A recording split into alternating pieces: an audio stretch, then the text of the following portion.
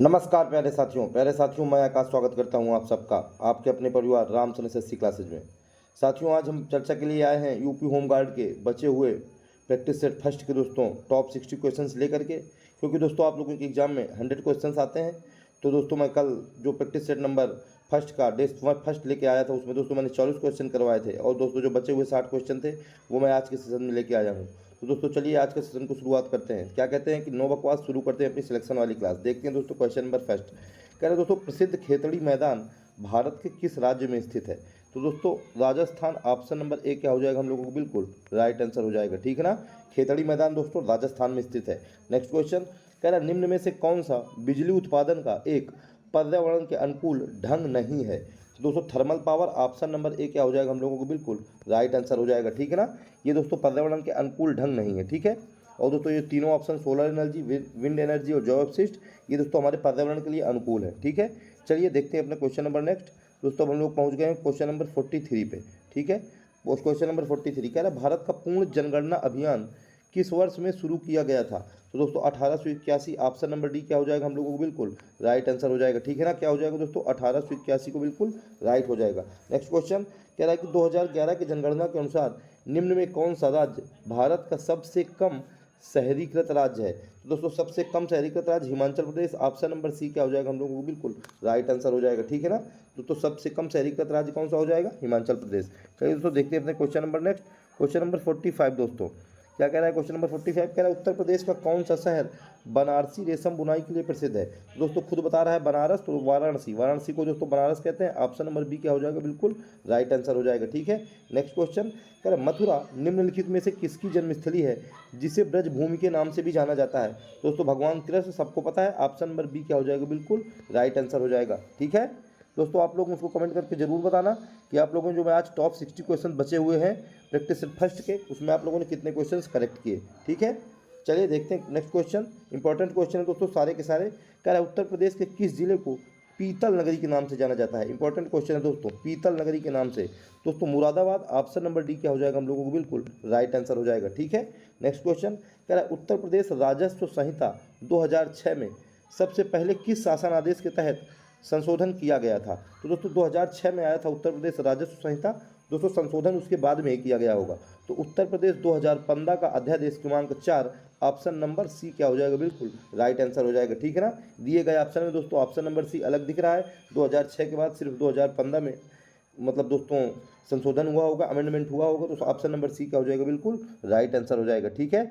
चलिए दोस्तों देखते हैं अपने हम लोग क्वेश्चन नंबर नेक्स्ट, यानी कि क्वेश्चन नंबर 49 कह रहा है कि वाराणसी के विश्वनाथ मंदिर का निर्माण खाली स्थान द्वारा किया गया? दोस्तों रानी अहिल्याबाई, ऑप्शन नंबर ए क्या हो जाएगा बिल्कुल राइट आंसर हो जाएगा, ठीक है ना। तो विश्वनाथ मंदिर का निर्माण रानी अहिल्याबाई। नेक्स्ट क्वेश्चन कह रहा है तंबाकू के पत्तों पर जीएसटी दर क्या है? तो दोस्तों तंबाकू के पत्तों पर 5% जीएसटी दर है। ऑप्शन नंबर ए क्या हो जाएगा बिल्कुल राइट आंसर हो जाएगा, ठीक है ना। कितना जीएसटी दर है दोस्तों? 5% जीएसटी दर है, ठीक है। चलिए नेक्स्ट क्वेश्चन देखते हैं। कह रहा निम्नलिखित में से कौन से प्रधानमंत्री भारत में उदारीकरण, निजीकरण और वैश्वीकरण के लिए जिम्मेदार है? कौन से प्रधानमंत्री? दोस्तों Narasimha Rao, option number A क्या हो जाएगा हम लोगों को बिल्कुल राइट आंसर हो जाएगा, ठीक है ना। इनका दोस्तों पीवी नरसिम्हा राव पूरा नाम है, ठीक है। ऑप्शन नंबर ए राइट आंसर, उदारीकरण, निजीकरण और वैश्वीकरण के लिए जिम्मेदार नरसिम्हा राव प्रधानमंत्री, ठीक है। नेक्स्ट क्वेश्चन कह रहा है कि एशिया के निम्न देशों में से कौन सा देश पेट्रोलियम का सबसे बड़ा उत्पादक देश है? दोस्तों Saudi Arab, option number A क्या हो जाएगा हम लोगों को बिल्कुल राइट आंसर हो जाएगा। दोस्तों इस समय वैसे भी पेट्रोल, डीजल और सिलेंडर सब में मारामारी है दोस्तों, इजराइल और ईरान के युद्ध की वजह से, और पेट्रोलियम का सबसे बड़ा उत्पादक देश। इंपॉर्टेंट क्वेश्चन दोस्तों आप लोगों के एग्जाम में आने लायक।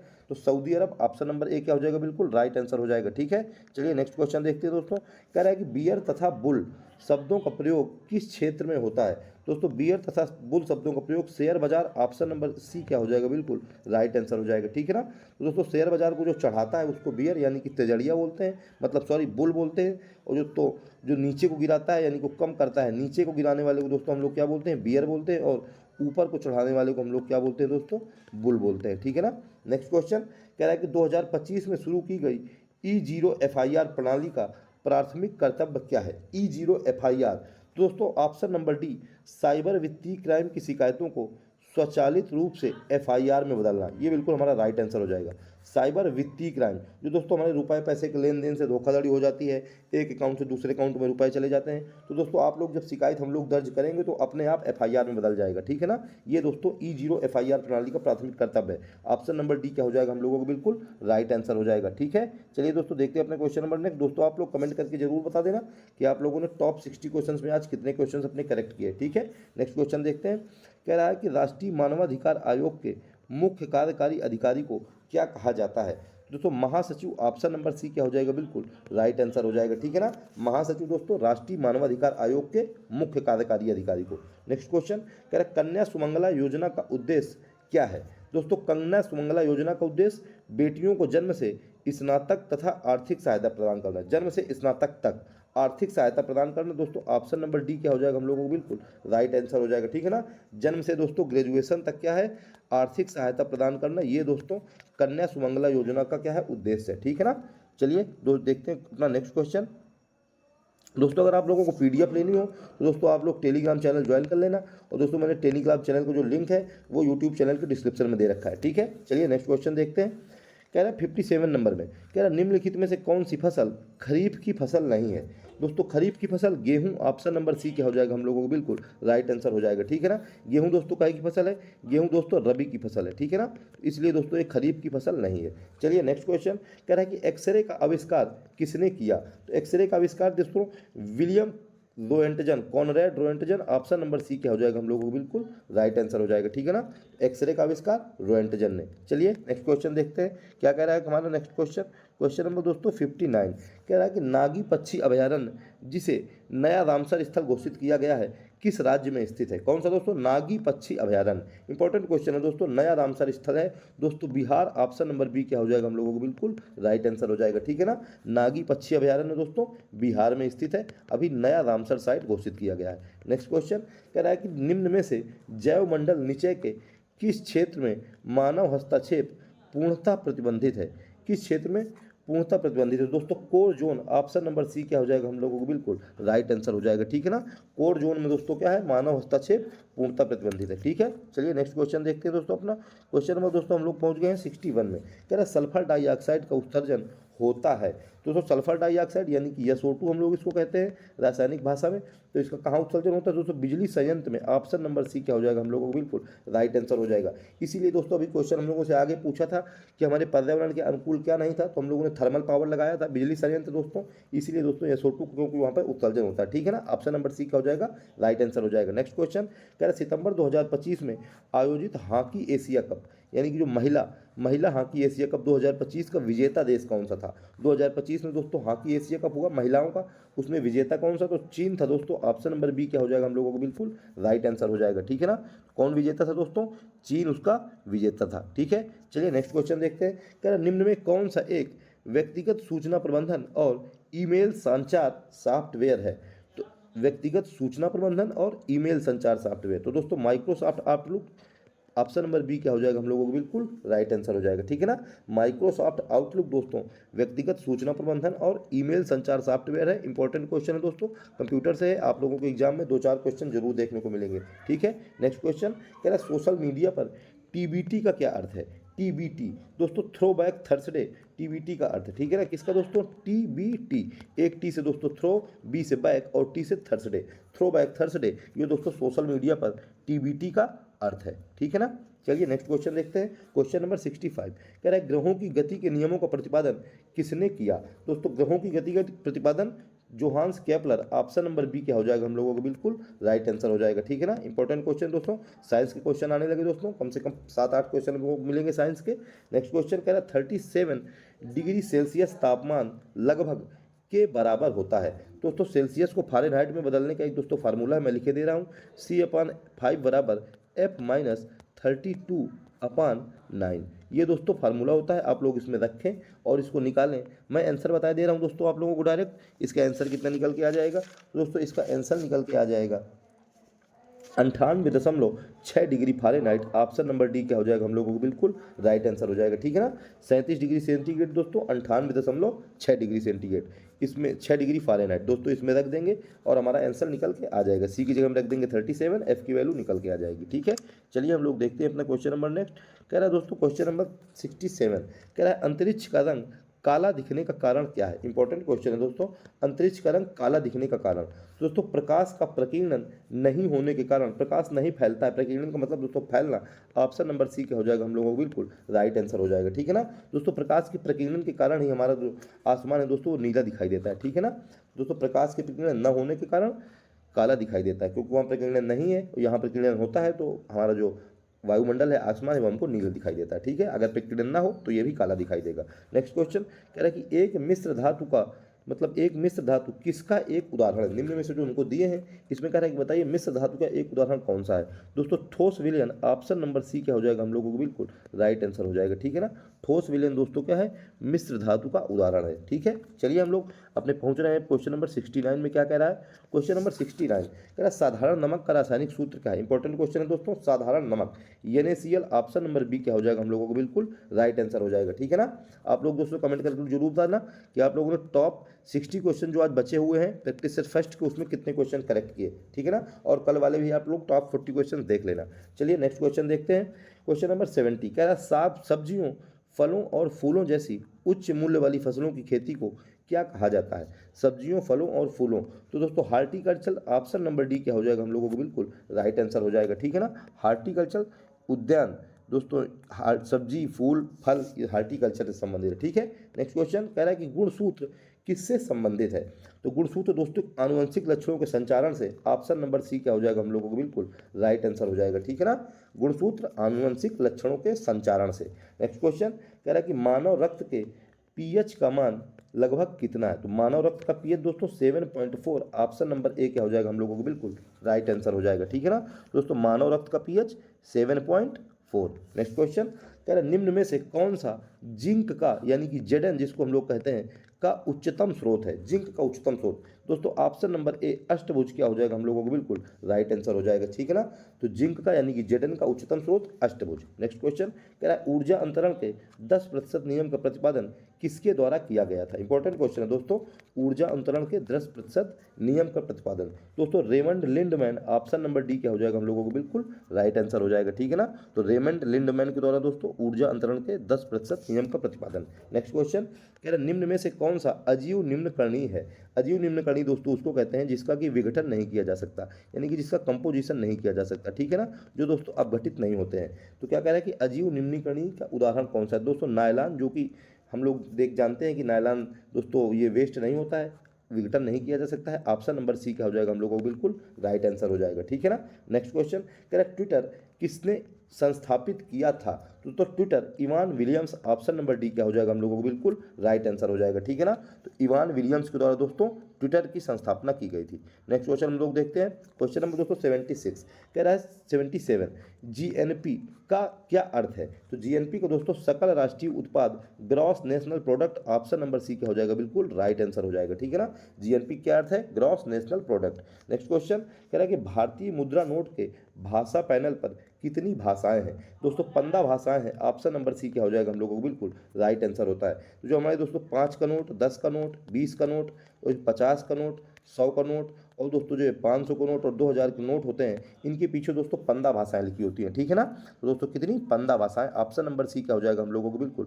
राइट आंसर हो जाएगा। ठीक है ना दोस्तों, चलिए दोस्तों देखते हैं अपना क्वेश्चन नंबर नेक्स्ट 79 कह रहा है भारतीय व्यापारियों और उद्योगपतियों ने किस वर्ष में federation of Indian chamber of commerce and industries यानी कि फिक्की का गठन किया। तो दोस्तों किस वर्ष में कह रहा है फिक्की का गठन किया। तो दोस्तों 1927, ऑप्शन नंबर सी क्या हो जाएगा हम लोगों को बिल्कुल राइट आंसर हो जाएगा। ठीक है ना, 1927 में दोस्तों फिक्की का गठन किया गया। ठीक है, नेक्स्ट क्वेश्चन कह रहा है भारत में किस अवधि को स्थिर जनसंख्या वृद्धि काल कहा जाता है। इंपॉर्टेंट क्वेश्चन दोस्तों, अब जिस दोस्तों 2026 चल रहा है, इसमें मेन जरूरत है दोस्तों जनसंख्या स्थिर करने की, स्थिर जनसंख्या वृद्धि काल की दोस्तों मेन जरूरत है। तो इंपॉर्टेंट क्वेश्चन है दोस्तों, आप लोगों के एग्जाम में पूछा जाएगा, इसीलिए पूछा गया है कि किस काल को कहा गया था। दोस्तों 1951 से लेकर 1921 से लेकर 1951 तक, इसको लिख देता हूँ मैं दोस्तों, 1921 से लेकर 1951 तक का जो काल था उसको स्थिर जनसंख्या वृद्धि काल कहा गया। ठीक है ना दोस्तों, इंपॉर्टेंट क्वेश्चन है दोस्तों, स्थिर जनसंख्या वृद्धि काल 1921 से 1951। ठीक है, चलिए हम लोग देखते हैं अपना क्वेश्चन नंबर नेक्स्ट। दोस्तों कह रहा है कि केंद्रीय उपोष्ण बागवानी संस्थान उत्तर प्रदेश के किस शहर में स्थित है। इंपॉर्टेंट क्वेश्चन है दोस्तों, केंद्र का है दोस्तों लेकिन स्थित है उत्तर प्रदेश में। केंद्रीय उपोषण बागवानी संस्थान उत्तर प्रदेश के किस शहर में स्थित है। दोस्तों लखनऊ, ऑप्शन नंबर बी क्या हो जाएगा हम लोगों को बिल्कुल राइट आंसर हो जाएगा। ठीक है ना, लखनऊ का है दोस्तों हमारे राज्य की उत्तर प्रदेश की कैपिटल है, तो लखनऊ में स्थित है। नेक्स्ट क्वेश्चन कह रहा है वैश्विक आतंकवाद विरोधी प्रयासों के समन्वय के लिए किस संगठन को जिम्मेदार माना जाता है। इंपॉर्टेंट क्वेश्चन है दोस्तों यूएनसीसीटी, यूएनसीसीटी। ठीक है ना दोस्तों, इसको दोस्तों यूनाइटेड नेशन दोस्तों जो कि आतंकवाद विरोधी प्रयास के लिए इंपॉर्टेंट है, ऑप्शन नंबर डी क्या हो जाएगा हम लोगों को बिल्कुल राइट आंसर हो जाएगा। ठीक है ना, क्या दोस्तों आतंकवाद विरोधी संगठन यूएनसीसीटी। ठीक है, चलिए देखते हैं दोस्तों अपना क्वेश्चन नंबर नेक्स्ट हम लोग। कह रहा है दोस्तों क्वेश्चन नंबर 83 कह रहा है कि नाग एक है, तो नाग दोस्तों एक एंटी टैंक मिसाइल है, ऑप्शन नंबर बी क्या हो जाएगा हम लोगों को बिल्कुल राइट आंसर हो जाएगा। ठीक है ना, क्या है दोस्तों एंटी टैंक मिसाइल है नाग।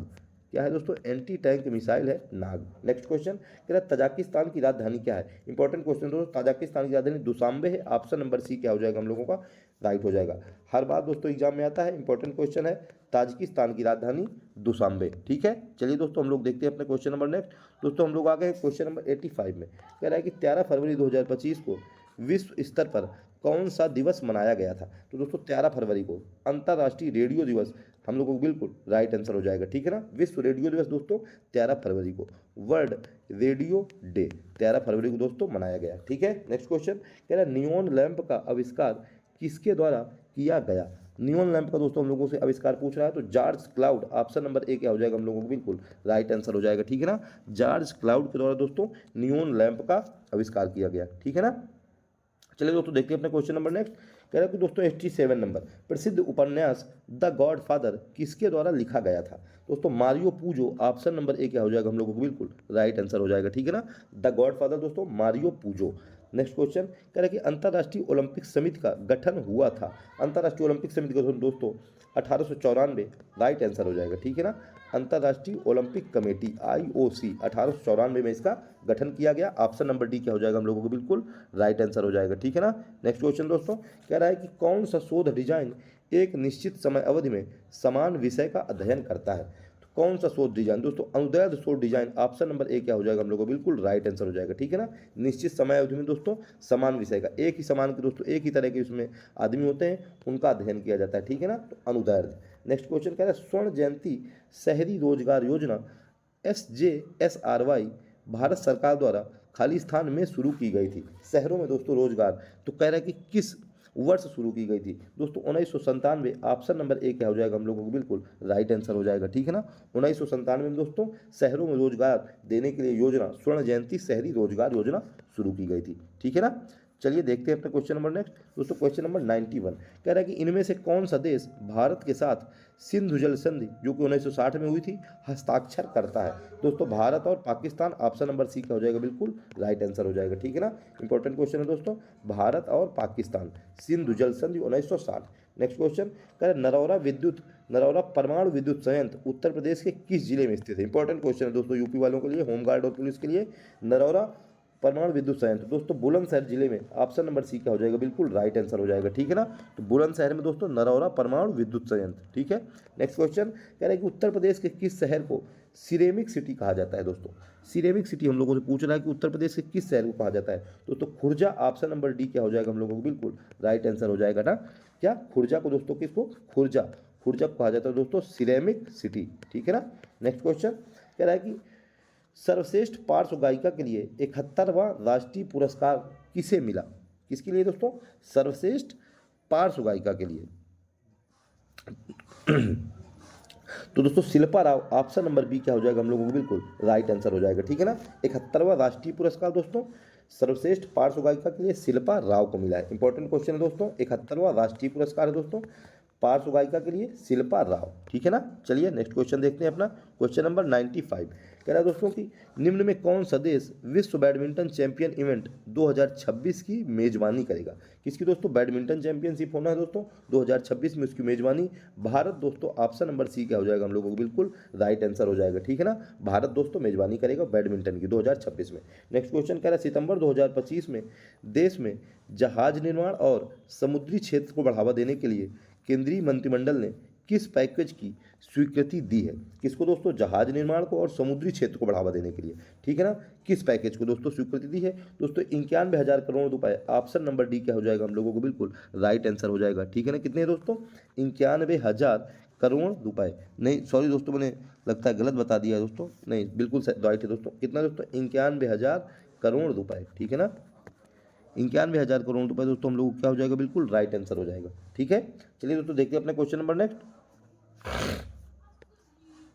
दोस्तों क्वेश्चन नंबर 97 कह रहा है कि उत्तर प्रदेश की एक जिला एक उत्पाद, वन डिस्ट्रिक्ट वन प्रोडक्ट योजना के अनुसार मूंज उत्पाद निम्न में से किस जिले से संबंधित है। दोस्तों मूंज उत्पाद दोस्तों अमेठी। ऑप्शन नंबर बी क्या हो जाएगा हम लोगों को, बिल्कुल राइट आंसर हो जाएगा। ठीक है ना, अमेठी दोस्तों राहुल गांधी का क्षेत्र है। यहाँ दोस्तों मूंज उत्पाद याद रखिए आप लोग, इसीलिए पूछा गया है मूंज उत्पाद दोस्तों, वन डिस्ट्रिक्ट वन प्रोडक्ट। ठीक है, नेक्स्ट क्वेश्चन कह रहा है आत्मनिर्भर भारत अभियान कब शुरू किया गया था। तो दोस्तों आत्मनिर्भर भारत अभियान कोरोना के बाद दोस्तों मई 2020 में। ऑप्शन नंबर बी क्या हो जाएगा हम लोगों को, बिल्कुल राइट आंसर हो जाएगा। ठीक है ना, 2019 में दोस्तों कोरोना और 2020 में दोस्तों हम लोगों को आत्मनिर्भर होना था, इसलिए दोस्तों मार्च में मई 2020 में आत्मनिर्भर भारत अभियान शुरू किया गया था। ठीक है ना, चलिए दोस्तों हम लोग अब आ गए हैं second last question, question number 99 में। कह रहा है आत्मनिर्भर भारत पैकेज की कुल राशि क्या थी। दोस्तों आत्मनिर्भर भारत पैकेज की कुल राशि 20 लाख करोड़ रुपए। ऑप्शन नंबर सी क्या हो जाएगा हम लोगों को, बिल्कुल राइट आंसर हो जाएगा। कितनी थी दोस्तों, 20 लाख करोड़ रुपए। ये दोस्तों आत्मनिर्भर जो 2020 में आत्मनिर्भर भारत अभियान शुरू किया गया, उसकी दोस्तों कुल राशि थी 20 लाख करोड़ रुपए। ठीक है, नेक्स्ट क्वेश्चन सवा लास्ट क्वेश्चन कह रहा है उत्तर प्रदेश का राजकीय वृक्ष है। इंपॉर्टेंट क्वेश्चन दोस्तों अशोक। ऑप्शन नंबर ए क्या हो जाएगा हम लोगों को, बिल्कुल राइट आंसर हो जाएगा। ठीक है ना, तो अशोक क्या हो जाएगा दोस्तों हम लोगों को, बिल्कुल राइट आंसर हो जाएगा। ठीक है दोस्तों, ये थे दोस्तों आज का प्रैक्टिस सेट जो मैं कल से मैंने स्टार्ट किया दोस्तों। फर्स्ट प्रैक्टिस सेट के आज दोस्तों मैंने 100 क्वेश्चन को कंप्लीट कर दिए। ठीक है, कल दोस्तों मैं 40 क्वेश्चन लेके आया था, आज मैं दोस्तों बचे हुए 60 क्वेश्चन लेके आया हूँ।